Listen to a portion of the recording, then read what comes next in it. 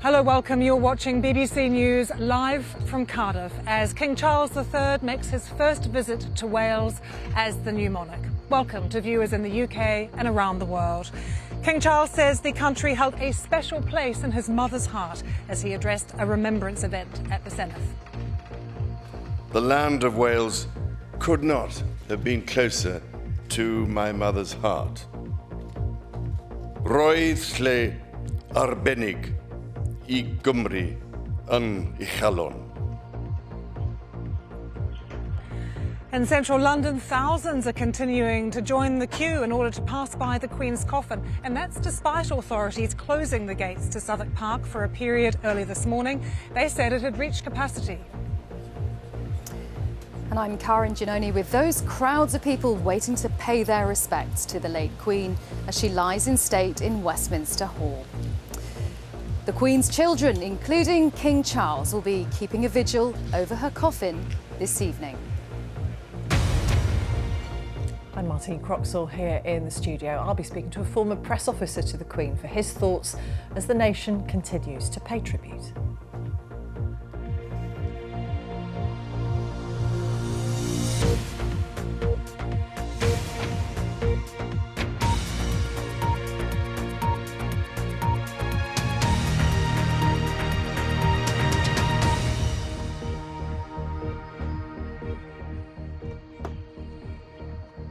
Hello and welcome to Cardiff. Welcome to the Senedd, where it was just a short time ago that there was about 1,000 people here standing in glorious sunshine and welcoming the new king, King Charles III, and the Queen Consort as they visited the Senedd.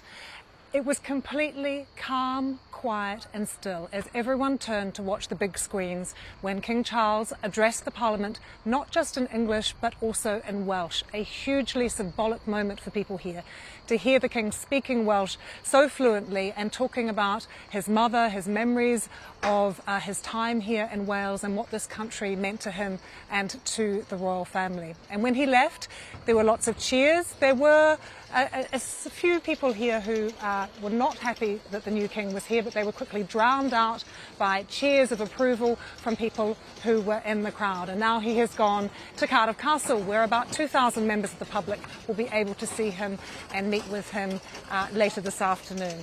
Let's just show you some pictures that we have from inside the castle, where you can see events that are now underway there. And also we can show you pictures too from central London, because while there are activities here in Cardiff today, in London, the queue to see the Queen lying in state, we understand, has still been paused after Southwark Park, which is at the very end of the queue, reached capacity. And it is many kilometres long now, the queue, about 8 kilometres long. We now have also heard that it has been confirmed that at the King's request, both Princes William and Harry will be in uniform when they take part in a vigil beside the Queen's coffin on Saturday evening. And the King and his siblings will hold a similar vigil at the Queen's lying in state this evening. That is where King Charles will be headed to after he has had his event at Cardiff Castle. But to bring you back here to Wales, let's just take you through the events of today. And there were crowds of cheering well-wishers lining the street here in Cardiff to greet King Charles and the Queen Consort, particularly first thing this morning when they went to Llandaff Cathedral, arriving there for a service of remembrance. And in his address, the Archbishop of Wales said the Queen had graced the life of Wales with love, dignity and courage.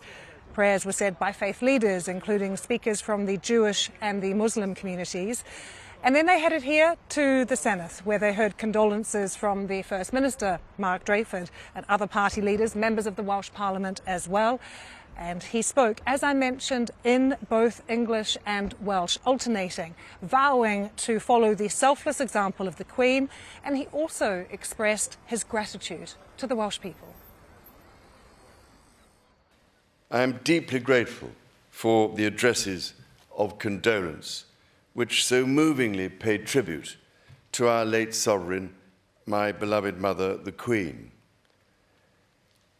Gwn y bydd Senedd a phobl Cymru yn rhannu fy nhristwch. Through all the years of her reign, the land of Wales could not have been closer to my mother's heart. roedd lle arbennig I Gymru yn Uchelon.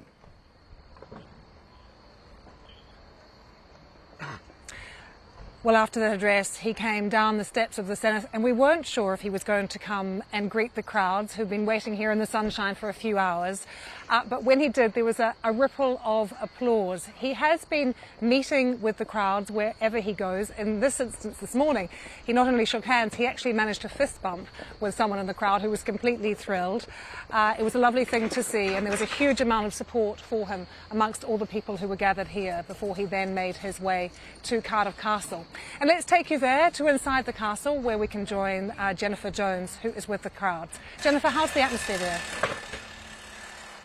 Well, there's an atmosphere of anticipation and excitement because King Charles III and his Queen Consort are still here. They're inside the castle apartments behind me, and there are hundreds of people here still waiting to catch a glimpse of them as they leave and perhaps be the second person to fist bump with the new king as he walks around and chats to people. Let's get some thoughts on today's events with our news correspondent Hugh Thomas. An historic day in Cardiff. Absolutely. I think from the start, seeing the arrival in Llandaff Cathedral, the service there, but also in the Senedd, the significance of King Charles speaking Welsh in the Senedd and those pictures being beamed around the world can't really be overstated, because he is a monarch now, but he learnt Welsh as a young Prince of Wales, and he has dropped it in here and there over the years. That's probably the most we've heard him speak Welsh in recent times.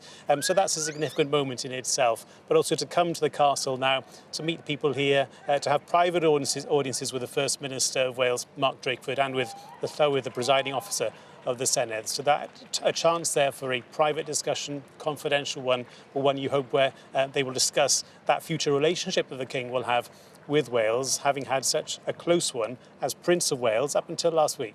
And over the past 60 years, he's immersed himself in Welsh culture, the language, and has got to know the people. He has. It's not always been a great relationship in terms of the popularity that he's enjoyed. A hint of protest today as well, and he's had to face that over the years too. But also he's managed to really immerse himself with key organisations here, places like the Royal Welsh College of Music and Drama, where he sponsors some of the students, but where he also attends board meetings, where he gets hands-on, where he follows up. He has a very close relationship. He will write, he will expect decisions, expect changes, expect to know how these organisations are adapting and expanding. Likewise, a lot of them have been turning to him for help. It's when charities or individuals have been trying to progress their own businesses, their own causes, they'll ask the Prince, what advice can he give? What are the organisations that he's involved with, how can they help? That's formed lots of close bonds over the years. Now inside he's meeting those people. I don't know if it'll come up, but a lot of them might be wondering, where does that relationship go next? Does it continue with the King, or will William, now Prince of Wales, take up those reins? So in 2008, he took possession of the Llwyn y Wermod estate in Myddfai, which is in Carmarthenshire, just on the outskirts of the Brecon Beacons. We know that he likes spending time there, getting away from it all, spends Wales Week there every year, doesn't he? I mean, he won't be able to spend as much time there in future. No, and this Llwyn y Wermod, it's an estate, but you wouldn't know it was there. You know, it's a place of real sanctuary. He went there after the Duke of Edinburgh died last year to escape the attention. It's a place you can escape to. It's also a place that he uses and has used regularly for big functions. I was there in July this year where he had students, acting students performing for him, but also there were other ambassadors from China, from Italy, from the Netherlands, who had come to rural Carmarthenshire for an evening with the Prince of Wales at his Welsh house. The soft power of that is particularly useful to those Welsh organisations who benefit from the relationship that they had with the then Prince of Wales. But certainly he managed to get himself a home, which he said he'd spent 40 years looking for the right spot. He's got that in Wales. It may still be useful to him as king, but also whether William will take, if not possession of that home, but at least be able to use it and use it to the extent that Charles has used it as well. And he's really championed Welsh culture and music, hasn't he? In 2000, he reinstated that title of official harpist to the Prince of Wales, and Catrin Finch was his first. Yeah, there's a lot of talk, isn't there, about royal traditions and the good ones and the bad ones. You can argue that he's done an awful lot for harp music, but also for that royal tradition of sponsoring a harpist in Wales. Catrin Finch is arguably the most famous harpist in the world at this point. like. Certainly being associated with the Prince of Wales at that time would have helped that early years of her career. But also, it's a process by which so many harpists are able to earn not just the respect of the Prince of Wales, but also that they can perform in all sorts of places and be really a real part of big events like today at Llandaff Cathedral. So certainly his role in promoting the culture of Wales has been crucial. OK, Hugh, thank you very much. Well, let's head back to the Senedd and Lucy, who is in Cardiff Bay. Jennifer, thank you so much. The Queen came to Wales 300 times. She visited every corner of this land, and there were people sharing their memories this morning of the Queen, but also very much looking ahead with a sense of anticipation to the reign of King Charles.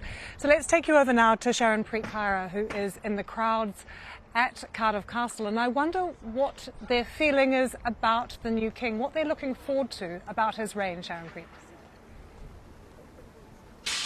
Well, Lucy, I'm in the heart of that crowd at Cardiff Castle, and I think people, more than anything, just want to catch a glimpse of the new king. People have travelled from far and wide. I met a couple who'd been in the queue since 5:15 and had travelled all the way from Switzerland. Now, some members of this crowd have even dressed up for the occasion. Ladies, tell me about your outfits. Well, my outfit actually, Charles is actually honoured because this is normally only worn on rugby days. So I put it on today for Charles, and I hope he likes the crowns as well. Should we tell you the story about the crowns? Please do. We went to a local burger establishment where they had these crowns, so I got one for all my friends. And I understand that the three of you just met in the queue, is that right? That's quite correct. Yeah. I didn't know these ladies before. Friends since we've been in the queue. Yeah. So tell me about the atmosphere. A lot of people would have been watching this from home, wouldn't have been able to come themselves. So paint the picture for them. What's it been like this morning? It's been absolutely amazing. Everybody's in a really good spirit. They're all very, very friendly. Lots of smiles, lots of welcoming. It's really, really nice. Wales has put on a real good show for our new king. And of course, King Charles III is currently in the castle buildings. He's meeting a number of charities. He's meeting the First Minister. What do you think it will be like for the people at the front of the queue who do get to meet him? Oh, amazing. I mean, we just didn't get here early enough. We were here about 10 o'clock this morning, but no way we can get to the front. But good luck to those who do. I'd like to meet him and give him a crown. And I understand you've brought a gift for him too. Well, for the Queen, really. I picked this heather yesterday in Upper Cwmbran off Mynydd Main, Welsh heather, for a fabulous Queen and King.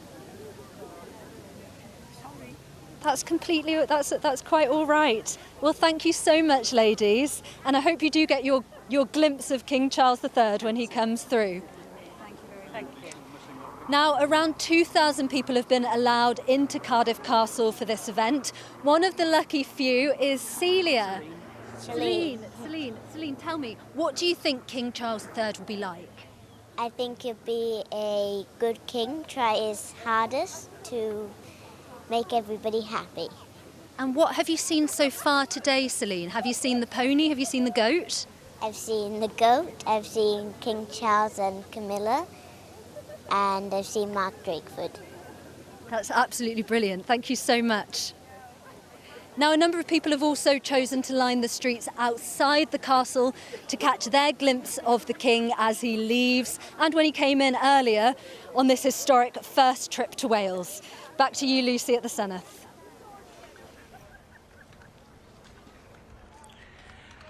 Sharon-Preet, thank you so much. Well, let's return to that historic moment at the Senedd when King Charles addressed the parliamentarians who were there and everyone was watching on big screens outside. Because I don't think it can be overstated just how symbolic it felt that King Charles addressed parliamentarians in both English and in Welsh. They are both the national languages, of course. And watching that with us was Sam Blacksford, who is a Welsh historian at UCL. Very good to see you, Sam. What did you think of the address that King Charles made and some of the references in his speech as well? I thought the references to the princes, the medieval princes, was really interesting, and that is medieval history. We're going back a long way there. This is post the Norman conquest, post 1066 and all that, where you've got Welsh people essentially being colonised by English kind of invaders, and that is a very serious thing that a lot of Welsh nationalists still feel very strongly about now. What's interesting is that since then, since kind of the 1500s with the Acts of Union and all the way through the Industrial Revolution, I mean, the first £1 million cheque was actually signed a stone's throw away from here, where we are in Cardiff Bay.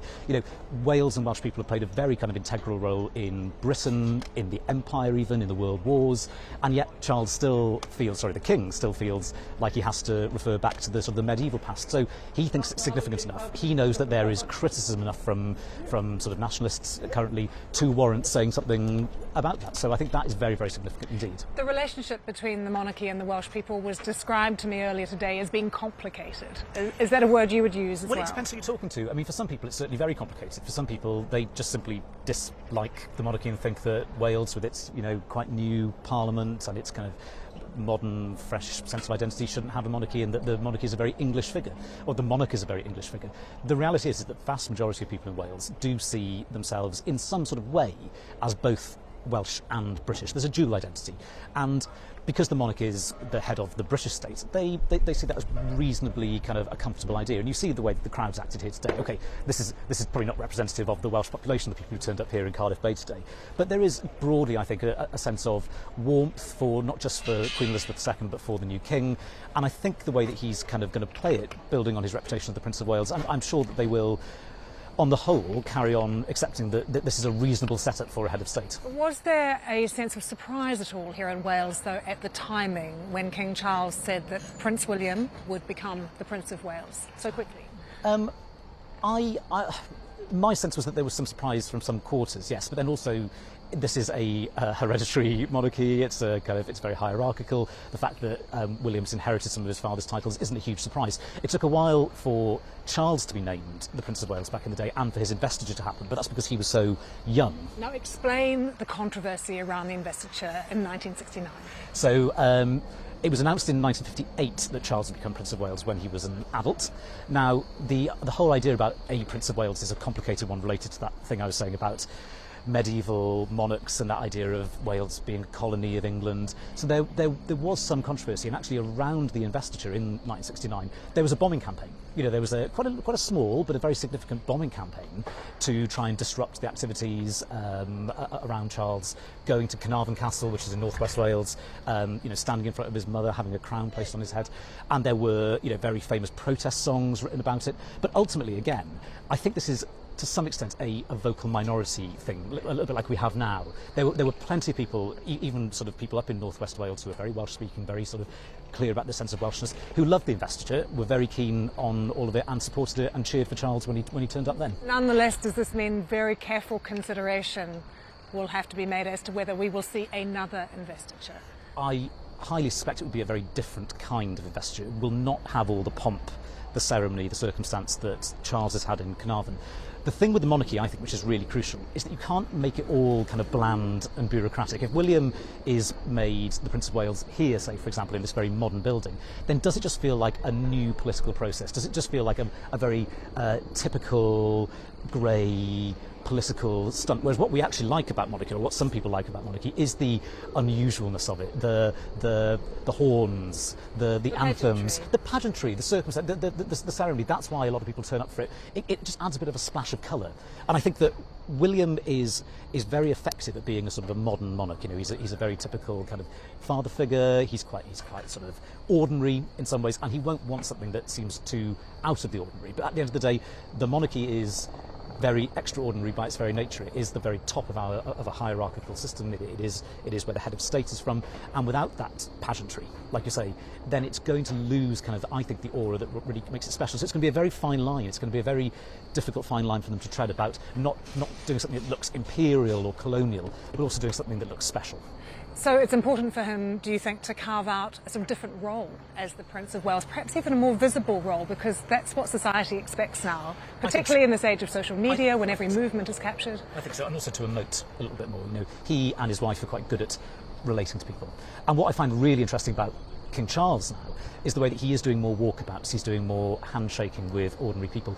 That is a different approach to what his mother did. He is still carrying on with lots of the ways that she did things. There is an element of continuity here, but there is also elements of difference. A very quick final question, Sam. What does he do about the football? Who does he support?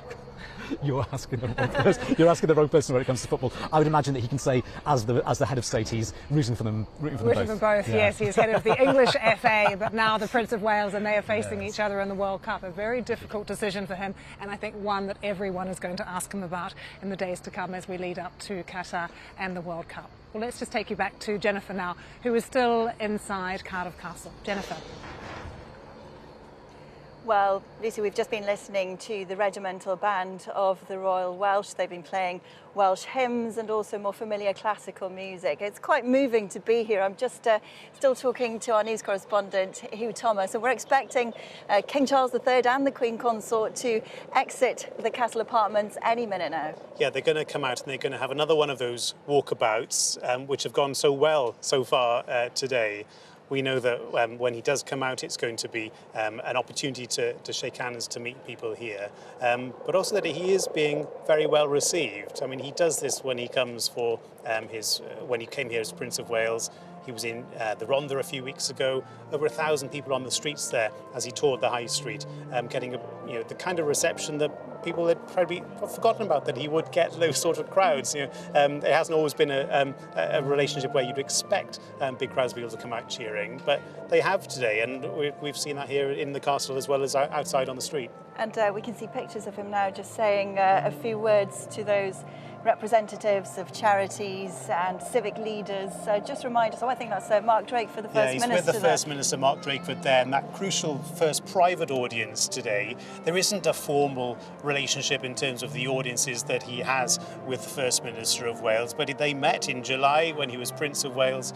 He does keep in touch, he does maintain that relationship, and you would expect that to continue now that he's king, even if there's not the sort of weekly formality of the audiences that he has with the Prime Minister. And these are those representatives of those key organisations that he's been involved with as Prince of Wales, and will probably want to keep those relationships going as well now that he's king. Certainly the role that he has changed, and it remains to be seen how much of the formality of Welsh or public life he wants to give to William now that he's Prince of Wales. But you would imagine that having spent nearly 50, nearly 60 years being Prince of Wales, he at least would want to keep those connections going, because he's made such a strong impact on those people, and really has taken an own keen personal interest in how they do it and what they're up to, because he's constantly checking in with them, and if he's not, his private office are doing that as well. I mentioned places like the Royal Welsh College of Music and Drama. There are others too, big projects. For instance, when Swansea University was expanding its campus, the Prince's Foundation was involved in the discussions about how to do that, and how to do it to the design specifications, which are world class. Prince of Wales was key in getting a lot of that sort of stuff moving. He's also taken an interest in heritage, places like the castles of Wales, which for so long are still connected with the conquest of Wales by the English monarch. Now they're places of heritage and culture, and the restoration and upkeep of castles are one of his main priorities when he comes here. He's somebody who wants to be involved, wants to get stuff done, and this is kind of his opportunity now to meet up with some of those people. We know that people like the Vice-Chancellor of University of Wales, Trinity St David, Medwyn Hughes, is someone who he's been meeting inside the castle today in one of these sort of horseshoe groups. I think that's him just to the left of him in the picture at the moment.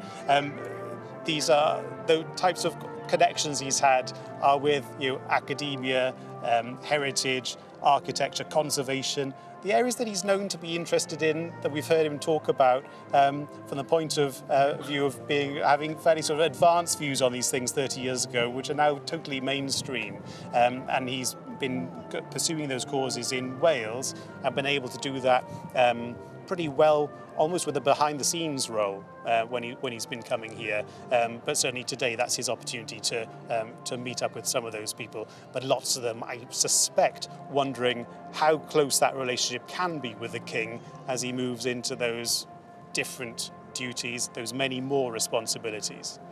And today, Hugh, has felt like a reminder of how Wales has changed so significantly since Prince Charles's investiture at Carnarvon Castle in 1969. Of course, we didn't have a Senedd. This is pre-devolution, and now he's holding private audiences with the First Minister. It's a very different Wales in 2022. It's very different. In some way, the wheels of monarchy haven't moved as quickly as the wheels of Welsh public life. Things like the announcement about there being a new Prince of Wales coming so quickly into his reign took a lot of people by surprise, I think not least the Welsh Government. This idea of monarchy still being able to make announcements like that which affect Welsh public life without there needing to be, a very public discussion, debate, consultation even. Those are the occasions where there may be a slight jarring of the relationship, but he also sees it as his role to neutralise that a bit as well, and he will have hoped to have done that today. In terms of the speech in the Senedd referencing Llywelyn ap Gruffydd, who is considered to be the last native Welsh Prince of Wales. Llywelyn ein Lliw Olaf, our last leader, is how he's referred to in Wales. What he did today was place himself in that long tradition of princes of Wales, and now has placed William into that, what he sees as that lineage as well, trying to at least reference and hold on to the past while saying this is our new face, and this is we hope you will accept him. It is a matter of public debate in Wales at the moment as to how much William will be accepted and what his role will be. So I would suspect in the coming weeks we may hear more from the palace about William's role and the slightly thorny issue of whether there would be an investiture as well of any kind, let alone on the scale of what happened in 1969. Some people in Wales were quite surprised with the speed at which the new king announced that his son William would be Prince of Wales. But of course, Prince William and his wife Catherine lived on Anglesey for nearly 3 years. Yeah, William has lived in Wales far longer than Charles ever lived in Wales. His roots, if you like, are already slightly deeper, at least in conventional Welsh life, if not in the public life and the institutions, like his father has managed to establish over the years. It'll be for William to show what sort of Prince of Wales he will be, and also how much discussion there'll be about the patronages he might take on, the organisations he may be involved with. There certainly hasn't been anything close to a transition. All the discussions I've had over the last year, 18 months, while I've been researching this, is that there wasn't going to be any discussion about what comes next until that next thing happened. Now that it has happened, you suspect that there will be a lot more talk if there isn't already a plan. At the moment, William is patron of the Welsh Rugby Union, and whether he will take on other patronages, people have said to me, well, maybe he has a role in the great outdoors, national parks. Where are the areas that he has a personal interest that he will progress those in Wales, and perhaps those areas which already have great support from the King from his time as Prince of Wales, how many of those does he really want to take on and pursue, or does he want to carve out a role which is unique and which says William is Prince of Wales and this is what he stands for? In Wales, Charles is the only Prince of Wales any of us have known, and he has been the longest serving, and he has been the only modern Prince of Wales who's had to adapt to all the focus and attention that came with that. William is entering it as a man who is 40 years old, has a family, has a public identity already, but now needs to really, I don't know if you'd say whether he needs to Welshify that, but something needs to happen which shows how he will be Prince of Wales when the time comes. And you mentioned earlier here there is a bit of a national debate going on in Wales. I'm sure that will intensify over the next weeks and months as to any potential investiture, like you mentioned. It's unlikely, isn't it, that we would see anything on the scale of that investiture in Carnarvon in 1969. And some have suggested it could even take place in the Senedd or have some kind of other or here at constitutional Cardiff setting. Castle. I mean, that's the thing which is suggested to me a couple of times, was if it happens at all, it'll be small scale. It'll be in Cardiff, and it may be in Cardiff Castle or in the Senedd. The risk is that the Senedd is a political stage for that to happen, whereas the sense is that they do not want it to be perceived to be a political position. Clearly, we were seeing the King there with Mark Drakeford, the First Minister, inside the castle, and about to emerge in the next minute or so. Today, the focus is on the King's links with Wales and that meeting he's held with the First Minister. And I don't think we will get much of a sense of what was discussed, but it'll be interesting to see whether the types of meetings he's had today will be something which reoccurs. Is this a one-off because of the focus on Wales today, or will he want to maintain links with this Welsh First Minister, but First Ministers from the other devolved nations as well as his traditional role of meeting the Prime Minister? And Wales is, of course, the last devolved nation to receive a visit from the new King since the death of Queen Elizabeth. And he does seem particularly relaxed here and keen to talk to people, keen to get to know people better. Yeah, he is very relaxed here. I think we see that when he was here as Prince of Wales, and his sense of wanting to be as at home in these sort of civic environments as he is when he's visiting farmers and visiting the national parks and being able to get hands-on as well. Wales offers him a bit of a sanctuary away from London life. You wonder whether he'll be able to enjoy it as much as King, but certainly we're seeing that relaxed approach today when he's been meeting the dignitaries, but hopefully we'll see it as well when he comes out, because certainly the numbers here have stuck it out. They came in much earlier on today in the hope of seeing him. They've had to hang on now while he's been inside holding all of those private meetings. Well, I spoke to someone earlier who'd caught the 4:55 train from Swansea to get here on time. They were very excited. I'm sure they're still here in the crowd waiting for him to come out. And you mentioned agriculture, one of his passions. He's been a regular visitor to the Royal Welsh Show, hasn't he? And also with the Duchess of Cornwall, as she was known then. Yeah, and it's also a non-controversial thing to get involved with in Wales as well. You'll notice that about the types of organisations he champions. He's not necessarily picking organisations, hasn't picked organisations, the Prince of Wales, which would lead to much controversy. But they are. He always picks those elements of Welsh life which are important.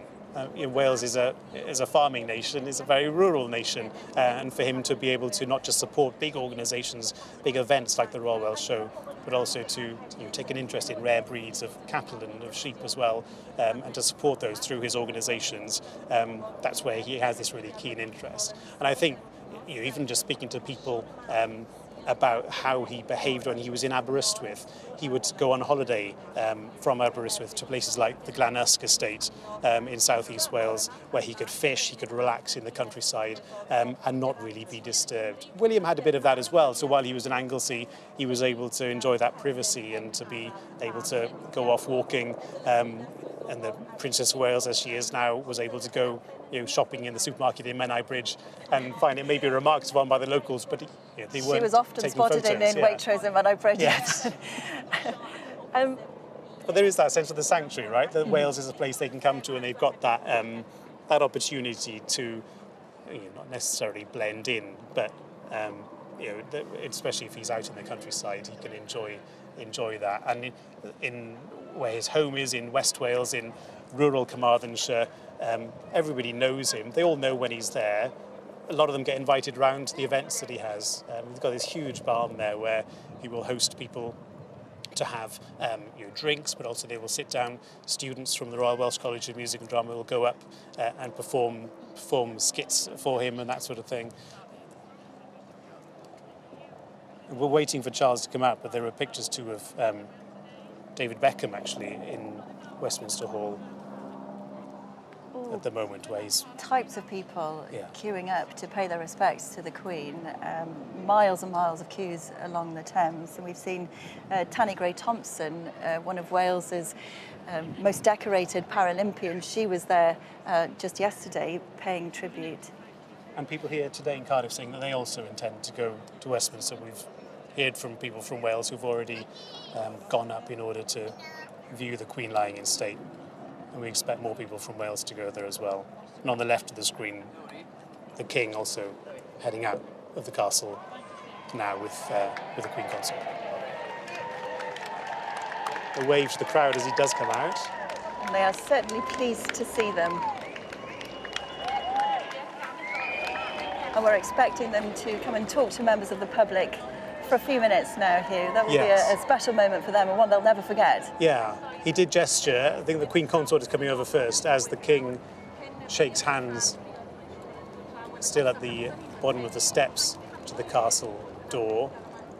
And plenty of people here, as is the image all the time, phones in the air to try and capture this moment for themselves as well. There's the King walking over,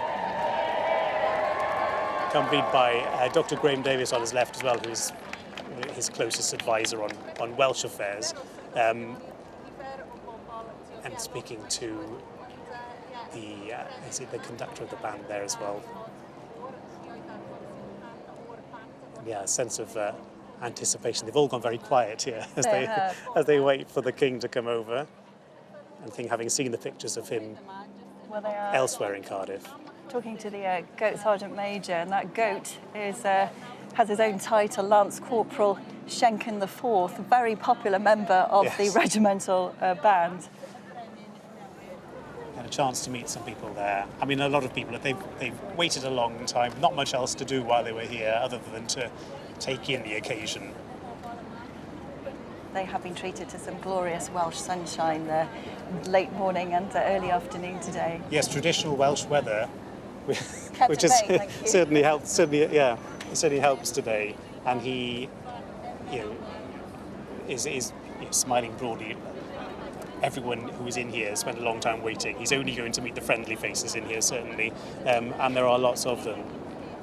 Well, chatting to some people who were queuing up outside earlier, I spoke to people who couldn't make it to London, so they decided to come to Cardiff because they wanted to catch a glimpse of the new King. Yeah, there are children taken out of school to come and watch today.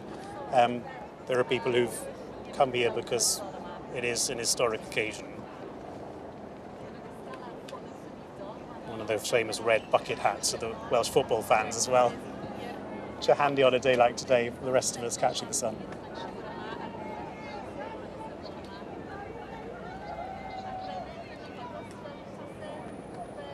Still quite quiet here from the crowd. I think they're trying to listen in to see what he's able to say as he goes along. A few Welsh flags there as well, being held up just behind the front rows. And people wanting to greet the Prince, but also to sympathise with him and offer condolences. Again, we spoke earlier to a member of the Royal Welsh Fusiliers who is queuing up, and of course the Queen was their Colonel-in-Chief. So people are here for two very different reasons. Absolutely, and I think it's not celebration today, but it's welcoming the King. It's marking his arrival here in Wales as King with these functions at the castle, but certainly the mood is reflective and sombre, especially with the service in Llandaff Cathedral this morning.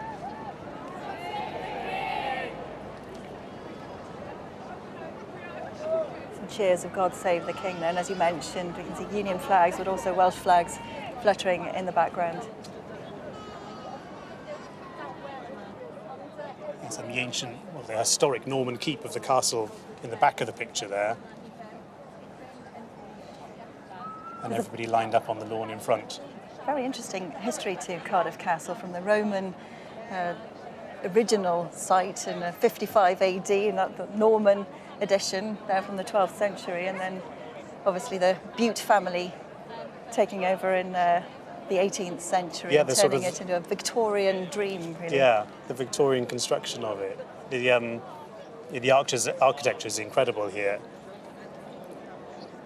And the whole the atmosphere within the castle, within the city, Cardiff is a relatively small city. The castle is so dominant at its heart. It's the fitting location today for the King to come in, protected from the bustle of the outside, but this very traditional and iconic setting for him to have not just the meetings inside, but also to come out and meet the Welsh people here as well, who want to see him today.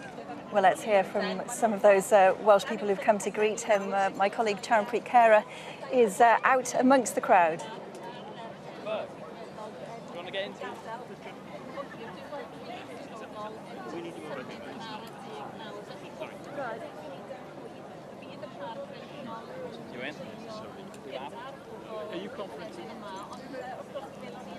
Oh, I'm sorry, I can hear you. I'm in the middle of a very excited crowd. You can probably see the camera phones flashing behind me. There's just murmur of excitement after murmur of excitement as King Charles III makes his way down this line, greeting people as he goes. Everybody craning their necks to try and catch a glimpse. Now I've got Angus with me here. Angus, you're a second-year student. Yeah, what made you want to come along today? I mean, apart from the fact it's a massive day, the town was buzzing. We've been in town since 11. Came down, wandering around, had some breakfast, just watching the crowds gather. It's a huge thing to be a part of, just to get a glimpse of him, really. I never got a chance to see the Queen, sadly. So my friends and I decided we had to be here, really. Big part of our culture and our country, especially, yeah. And it's pandemonium at the moment. Yeah, everybody's kind of running around to try and follow the King on his movements. Yeah. What's the atmosphere been like today so far? It's been quite intense. We haven't seen much of him. He arrived, went inside really briefly and then came back out. And to have never seen the Queen, it's nice to be able to see the King however many days in we are now, 5 or 6, and that close as well. So it's been a brilliant day so far. Absolutely, thank you so much. Thank you very much. Now, guests have been coming to Cardiff Castle from all over the world for today's event. There have been 2,000 people in the castle so far. And I've already met a couple who travelled all the way from Switzerland. Over here I have Richard, and you've travelled all the way from America. From Boston. And what made you want to go so far? Well, we're in Marblehead, and I'm with a group that came on a tour of the gardens. And we went in the north of England, Yorkshire and Cumbria. And we have a friend who lives in Cheltenham, and we heard that the King was coming to Cardiff, and so we absolutely wanted to come to see him and see the tradition carry on. Well, it's fortuitous timing, being in the country in such a historic moment. What's the atmosphere been like for you in Cardiff today? Oh, it's very festive, which, given we've been experiencing the mourning period for the Queen, which is appropriate. It's been, as I said, nice to see the tradition now carrying on with the King and the flag raised full when he arrived here. So, very much appreciated being here at this moment. Sad at the beginning of the week. The Queen's death occurred just as we arrived, just following her meeting with Liz Truss, which is amazing in its own right for the continuity. So we wish her, the Prime Minister, and the King and the people all the best in this transition. That's absolutely brilliant. Kind wishes indeed. Thank you so much, Richard. And I think that just about sums it up. Mixed emotions here, mourning the Queen, but welcoming the new King on his first visit to Wales. Well, Charanpreet, thank you. As Charanpreet was pointing out there, people have come to Cardiff from all parts of the world to greet the new King. Yeah, it's an opportunity to see him, but it's also, more importantly and more obviously for Welsh people to see him today. You could hear the 3 cheers going up. That's the second time that's happened since he's come out. He's got a lot of time here with people. To be fair to them, have waited quite a while for this as well, so he's able to at least give them some of that back. And the mood today, as I say, it's been reflective. There is this kind of hint of celebration, at least of wanting to mark the fact that he is now King, having had such a long relationship with Wales before this moment, and lots of people wanting to see him and to convey their sympathy at the passing of his mother, but also to show their support for him as well. I mean, it's the last stop of his tour of the nations of the UK this week, and the significance of him receiving that motion of condolence in the Senedd today, receiving that in Welsh, but also underlining his motto as Prince of Wales, which was Ich dien, I serve, and he said the Welsh phrase gwasanaethaf, which conveys that same meaning, which he has said has been his guiding force as Prince of Wales and will continue as King as well. But certainly you would expect lots of these Welsh relationships to carry on, even if he doesn't have quite as much time as he used to have to be able to come to Wales and to meet people and to keep in touch. It has been a punishing schedule this week. As he mentioned, Wales is the last of the devolved nations for him to visit this week. But he doesn't look tired at all, and no. He's relishing meeting these people. He looks energised. Yeah, he's incredibly hardworking anyway. I think we see that when he does his when he's been here for Wales Week, which is this a few days every year. It always looks like a punishing schedule. He does manage to take in so much during those visits. He's used as well to the geography of Wales. He's come here by helicopter day. He's often jumping about the country when he's been in Wales in order to get from city centres to rural West Wales, where his home is as well. And we don't know whether he's going to keep that home, whether his visits will be anywhere near as frequent as they have been recently. But we're seeing today the reaction from the public to him is incredibly warm, and must surely be benefiting from the hard work he's put in as Prince of Wales to really deepen that relationship and that friendship that he has with people here. And Queen Consort Camilla also being very warmly received. Yeah, as she has been actually whenever she's been to Wales. They're just getting into the car now to set off, but Camilla has been with him when we were in the Rhondda earlier in the week as well, and the Welsh National Anthem playing now as they drive out.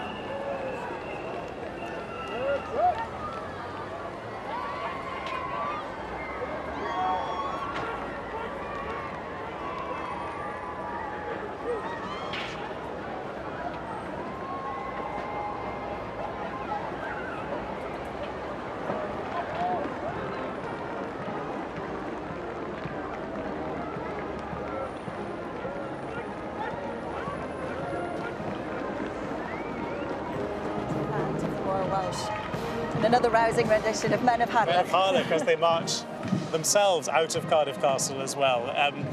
Yeah, certainly it needed to have all of that. The ceremony, the red tunics, the hats, the musical instruments as well, to mark that occasion. But the visit, the personal touch, the shaking hands, that goes an awful long way as well towards strengthening, maintaining that relationship that the King has with Wales. And they'll be making their way now to Pontcanna Fields, where they will be taken out of Cardiff, out of Wales by helicopter. Yeah, they'll leave and they'll head back to London for more engagements today. And they're on North Road heading out of Cardiff now, which is one of the main routes which will take them back towards the park where the helicopter is waiting for them. And everything happening to time as well, because this visit had to take in so many locations in one day, meet so many people, a few gear changes as well, from the sombre service this morning to Men of Harlech and the band playing as they leave Cardiff Castle to 3 cheers as well.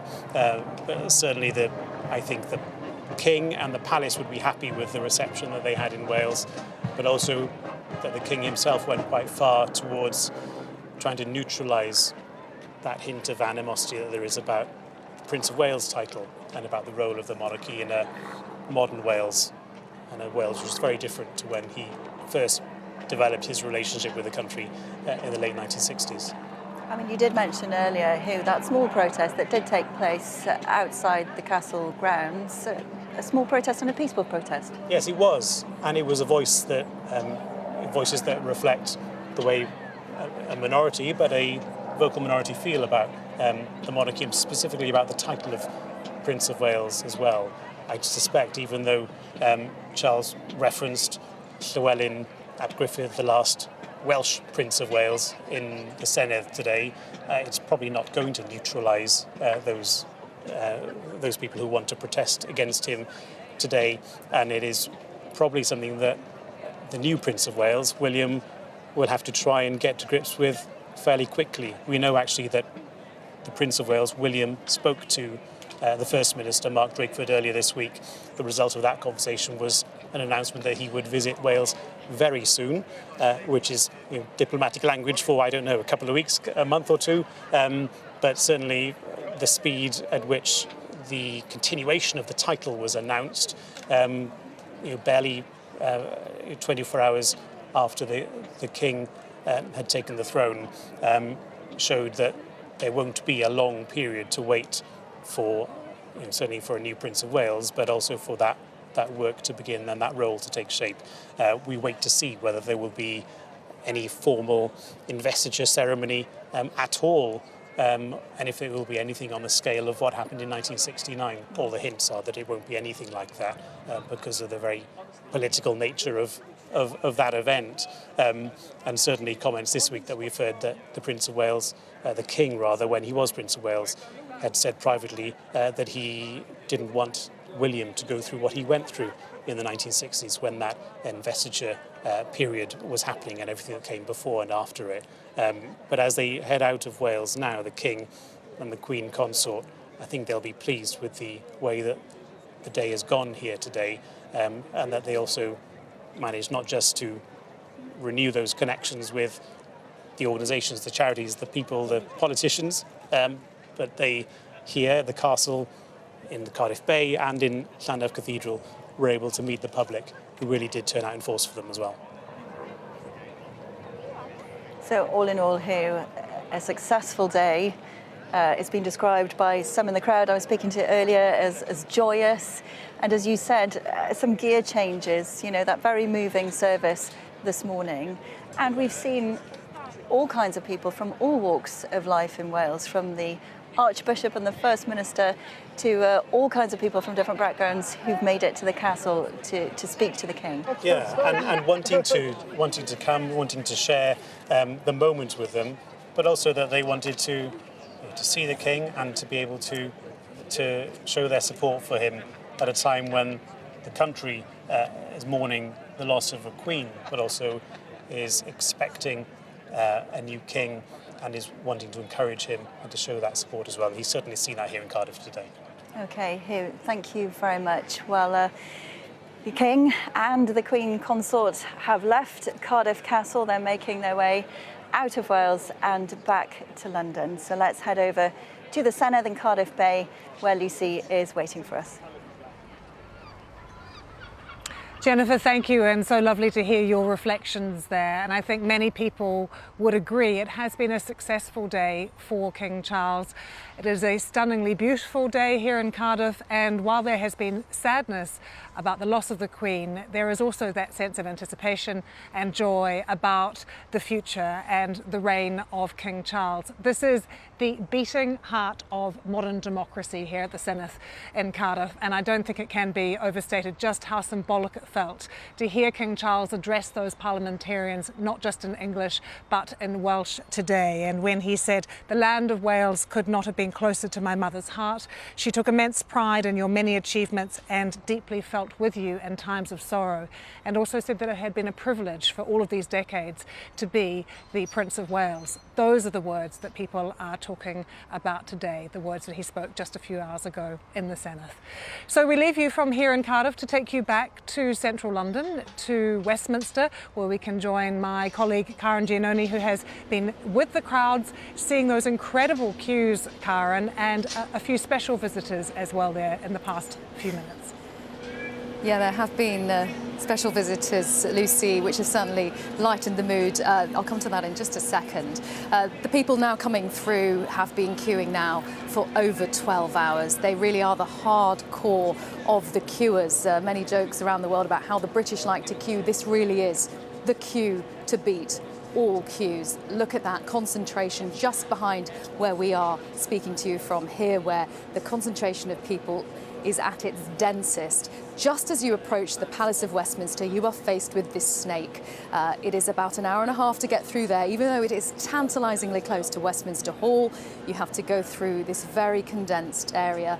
I mean, just in the shot you saw, you can see that the crowds across the Thames are snaking all the way along and over the bridge towards here, and they go back 5 miles to Southwark Park in the southeast of London. And the situation with the queue has not changed now for more than 6 hours. The government put out an advisory saying that the queue is at capacity. Entry is currently poor. So even if you go to Southwark Park, where the queue begins, you cannot get in. It is closed. So there is the prospect of a big queue for the queue forming, because people are obviously, they were still on their way down after many hours of travel, but the government advice is do not attempt to join the queue until it resumes, and keep checking back on the different live sites, the live YouTube feed, to see if the queue reopens again. But at the moment, do not come. There are too many people and the queue is at complete capacity for now. But these, although they may not feel that way after 12 hours of queuing, are the lucky ones. So, and they were particularly lucky earlier on. Imagine getting in the queue and realising that the bloke in front of you in a flat cap is actually David Beckham, who joined the queue along with the general public at 1:45 this morning. And he's just sort of slotted in there. He's been talking about how he has really got to know the people around him. He has waited the whole time. There was some suspicion among other people in the queue that he may have skipped it as a celebrity, as a VIP, and somehow got to the front early. That was not the case. He has confirmed he joined the queue at 1:45 a.m.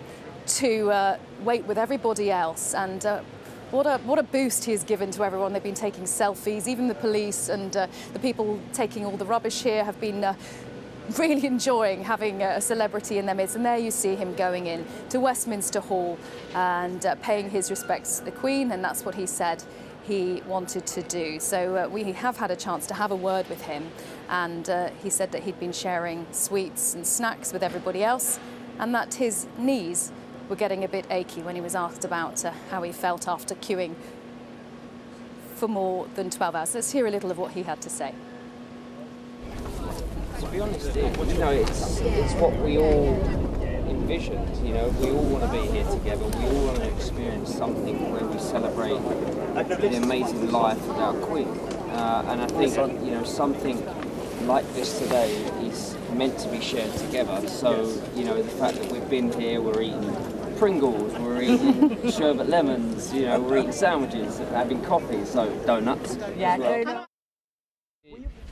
We were very lucky, we've been lucky as a nation to have someone that has led us the way Her Majesty has led us for the amount of time, with kindness, with caring, and always reassurance. I think that's the one thing that we all felt safe, and we will continue that with the royal family. But I think Her Majesty was someone special, and and will be missed not just by everyone in our country, but everyone around the world.